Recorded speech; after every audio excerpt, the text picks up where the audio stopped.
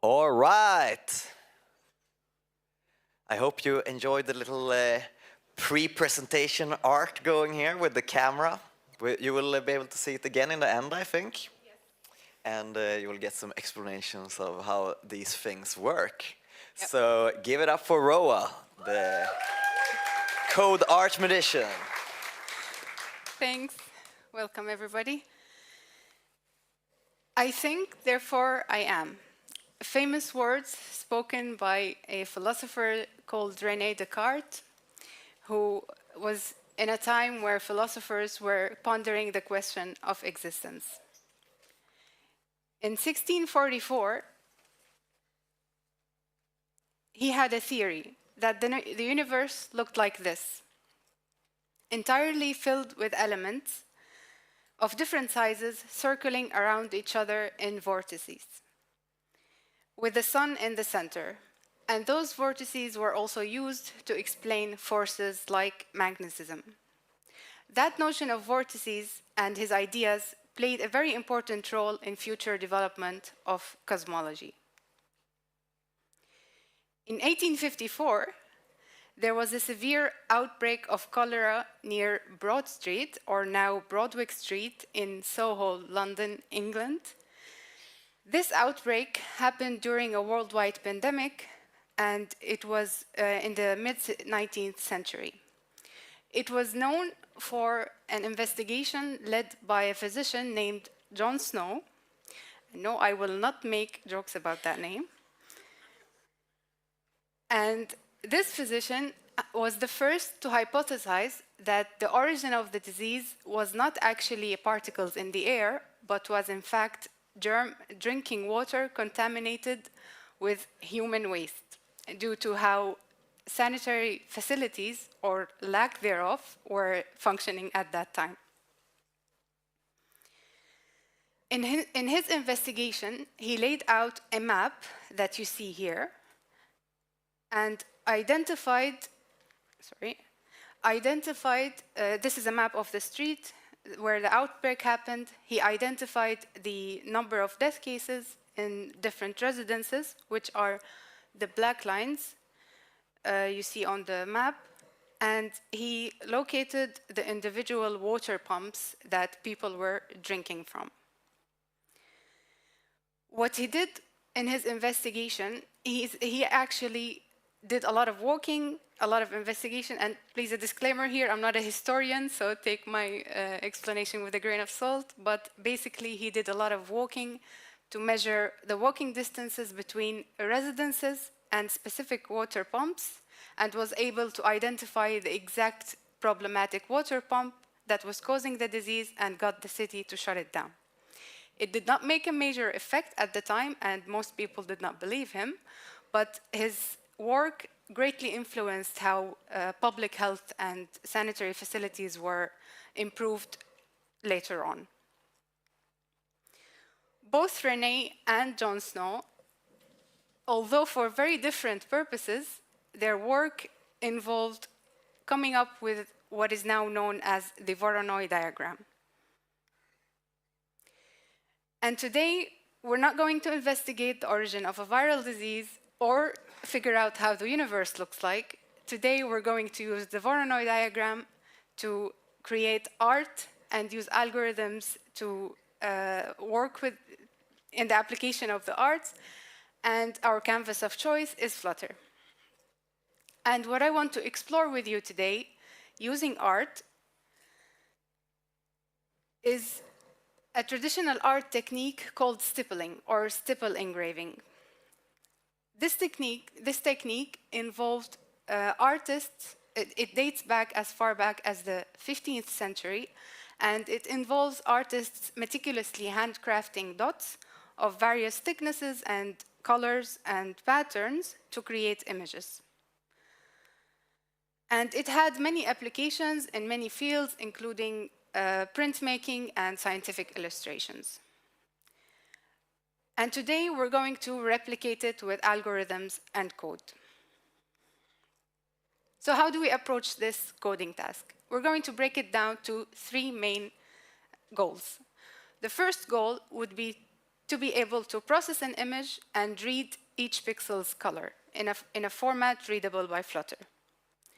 The second goal is to lay out random points, which will be our seed points or coordinates, in a random distribution across our canvas. And the third and final goal would be to move those points in some way based on some parameters to stipple the underlying image. So to tackle our first goal, we're going to learn about image bitmaps. Take a 3x3 image, for example. In memory, it would be stored as an array of pixels, or an array of bytes, where each item represents the red, green, blue, and alpha colors. And the whole image is stored in a list where those values are consecutively displayed. The way we access that in Flutter is you simply use the root asset bundle to access an image and use the byte data to read it and use some helper methods to access the image's buffer, which you can later use to get the exact color of each pixel using the get unsigned integer 32 list with, for example, here we're looping over an entire canvas and the index here is where the pixel should be, but to access it, you need to multiply it by 4 because each item stores 4 values. This gives us the RGB A color. However, Flutter uses ARGB colors, so you need to do some byte manipulation, and then you can use it in your canvas. Okay, we achieved the first goal. That was quick. Second, we have to lay out the list of randomly distributed points. For this purpose, I want to talk to you at this point about using the Dart typed data library. The typed data library provides you with memory efficient types that have minimal overhead and allow you to deal with very long lists of large amounts of data efficiently. And the way we're going to initialize our seed points is using a flow32 list, which is a 32-bit list storing floating point numbers. And it will be storing the values as xy, xy, xy consecutively, so its length will be the number of the total points multiplied by 2. And the way we're going to store those values is looping over that length, incrementing by 2, and storing values randomly distributed on the width and height of the canvas. And now I can use the Canvas's Draw Circle API to actually draw a circle for each point. At this point, we have this, randomly distributed number points. We achieved the first 2 goals. The third goal, to tackle it, we're going to be learning about algorithmic art. And to be able to understand the algorithm that we will use to create that effect, we have to take a step back and dive deeper into the Voronoi diagram and other concepts. When dealing with points distributed on a plane or the canvas, the Voronoi diagram is a very handy tool. As you saw earlier, it divides. This does not have a laser. Okay. It divides the plane or the canvas to regions based on seed points, such that each seed point's region has the points on the canvas closest to it than any other point. So if you very inefficiently want to implement this, you would loop over every pixel in the canvas, compare its distance to that seed point, compare that distance with the distance for every other seed point, and then create that. Kind of like how Jon Snow walked for every pump to measure the distance.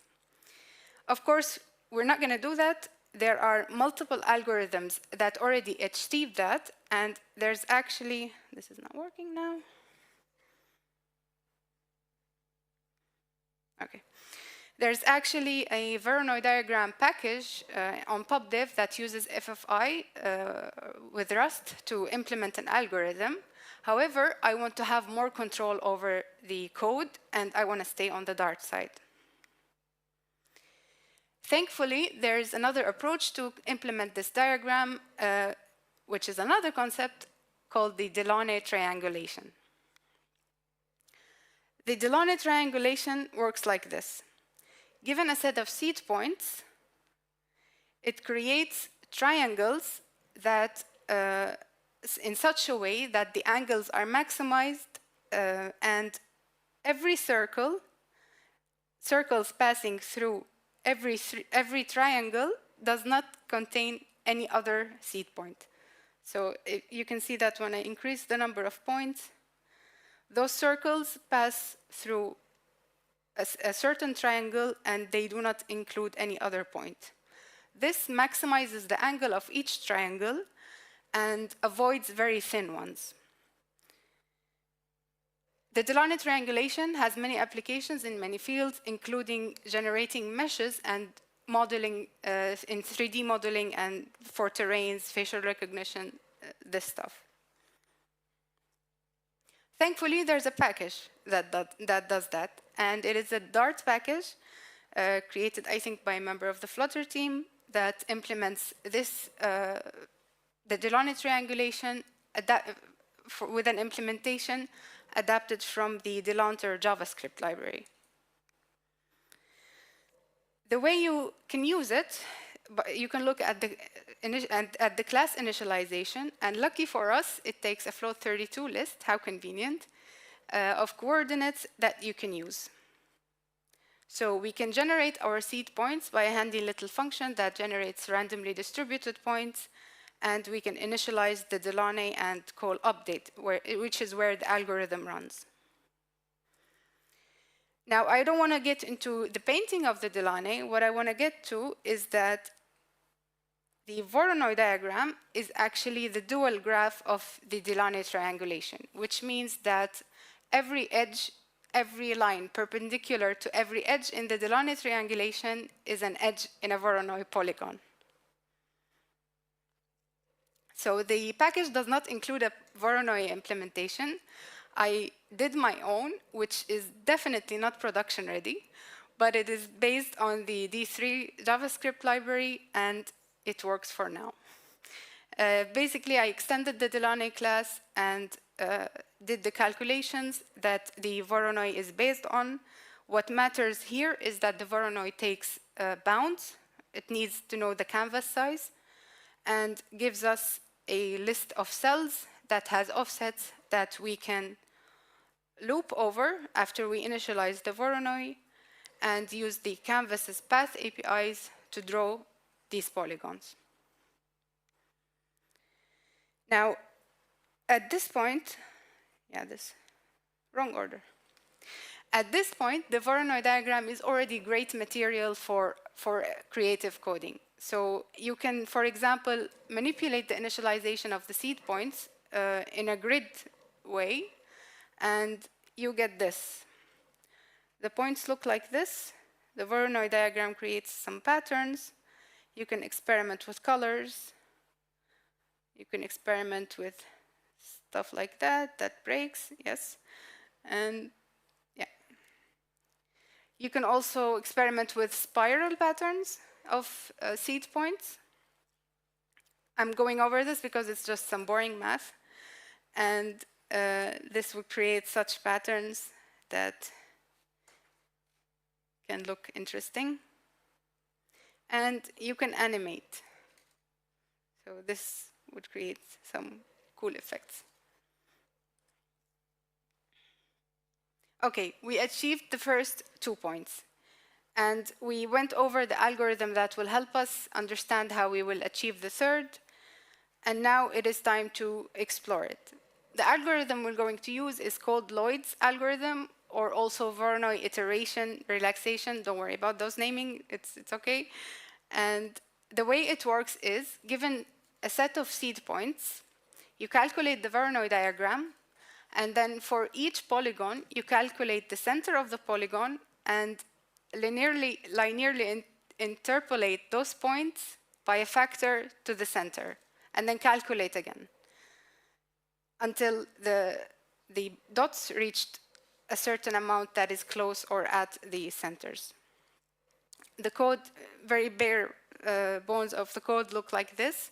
You initialize the Delaunay and Voronoi in the calculate function. You calculate the centroids with some boring math, and you update the points by calling a handy function called lerp points, and you calculate again. In the lerp points, we basically just call lerp double, which is a built-in method that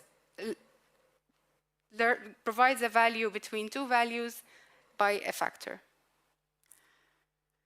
And you can, for example, run the update method inside a ticker, which will allow you to run this simulation constantly. This is how it would look like. Now here, the red dots are the centers of the polygons, and the black dots are the origin, and the algorithm runs like this. The goal here is to evenly space out seed points, and you can see it more clearly with a lot of dots, that it just finds an even distribution of large amounts of points. And it has also a lot of applications in many fields, including optimizing and improving the mesh generation that was mentioned before. Now, this algorithm can be adjusted to be a weighted Voronoi stippling to achieve that. And the way it basically works is, instead of finding the center of each polygon, you would actually loop over the pixels inside each polygon and calculate their color and average that and choose that as the center instead of the center of the polygon. So our algorithm will look something like this. We will loop over all the pixels, and for each pixel, get the color and accumulate and calculate its brightness to get the value from it, and accumulate those values for every polygon, and then calculate the average. And that is the new centroid. And this is how it would look like. You might recognize this guy. This girl, sorry.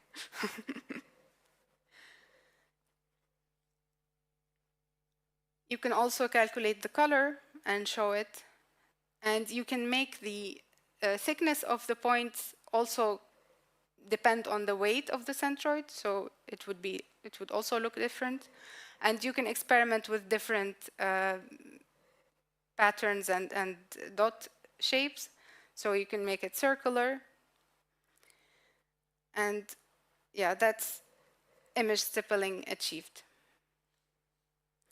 Now, for me personally, there's a special place in my heart for art installations that make the viewer a part of it. So today, I wanted to make you, lovely audience, the content of the canvas. And my first step, or the simplest approach to do this in Flutter, is to use the camera. So I'm simply here using the macOS camera package and replacing the image, the static image that we went over, with an image coming from the camera image stream.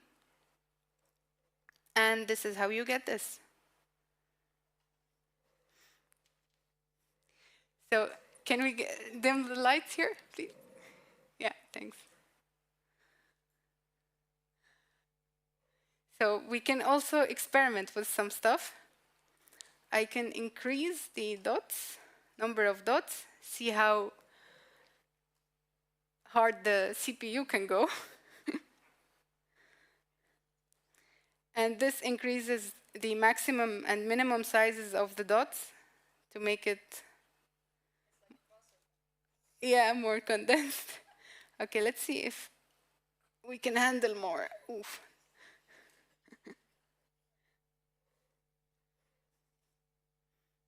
Can you turn on your badges?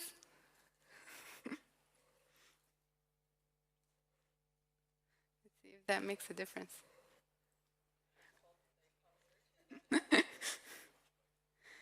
Yeah, we can also try it this way. Oh, yeah, that's more obvious. Okay, I just hope my laptop doesn't turn off suddenly.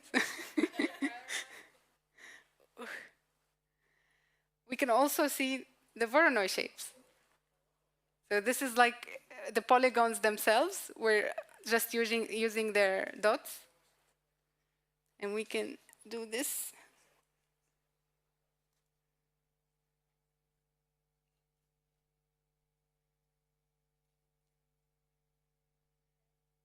Or black and white.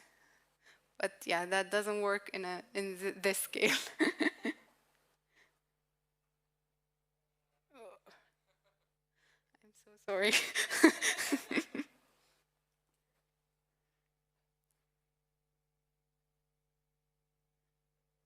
Yep. So this is it for the demo. And now I want to address some points, which is some questions. And first, why creative coding? So in this conference, today and tomorrow in the workshops, you will probably be learning about useful stuff that you will use in your day-to-day careers to build better apps and software. This was not the case for this talk, at least not directly. However, I strongly believe that combining creativity with algorithmic and analytical thinking can produce fascinating results. Because when you do that, you get the side effect of becoming a better developer thanks to creative learning material and topics you're exposed to for a particular project. So the topics we covered today included image bitmaps, which is a topic that would be useful that might be useful for any application. We learned about memory-efficient data structures, using algorithms to create art, the Flutter Canvas API, very briefly, and the Voronoi diagram, which is something you might think you will never ever need in your entire life, but it is actually has an application in the user experience field.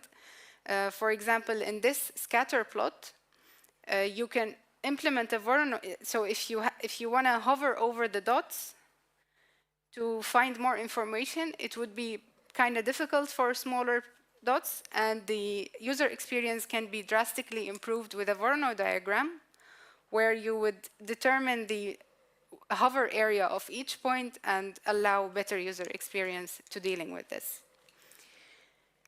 And lastly, it's fun. When you do creative coding, you have fun with in the creation process. So in software development, bugs are most of the time catastrophic. But in creative coding, bugs look like this.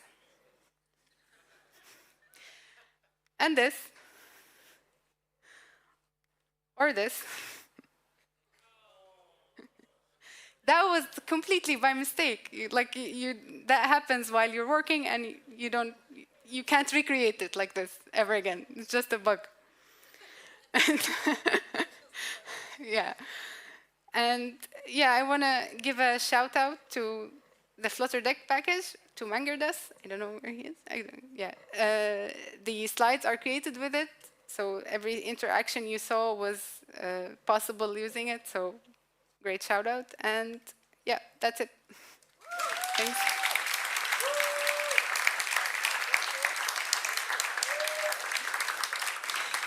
Any questions?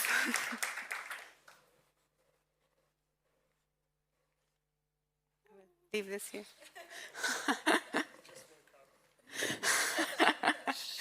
No. Nice. I saw videos from in there from the audience. They're very cool. Questions? No? Oh.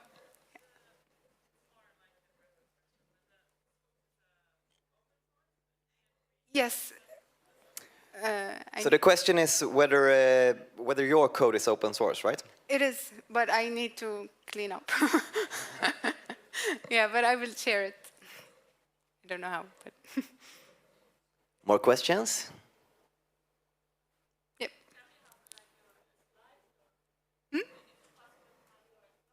Yes, there's a repository that includes the slides and the demos, and I will share it on my Twitter account, which I should have conveniently added the link to, but I didn't. But You can yeah. put it on your badge and everyone can come and scan it. Yeah, exactly. I don't have it now. Yeah. Yep. I mean, you have so many awesome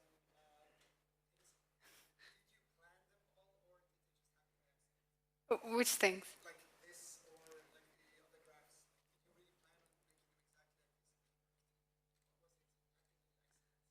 So basically, I was just exploring creative coding content, and I saw this algorithm. There's a channel called the Coding Train. It has content for P5GS.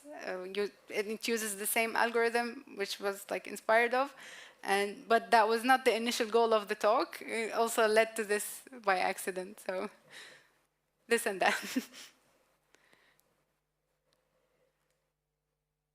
Okay. No more questions? All right. Give a big round of applause for Roaa. Thank you.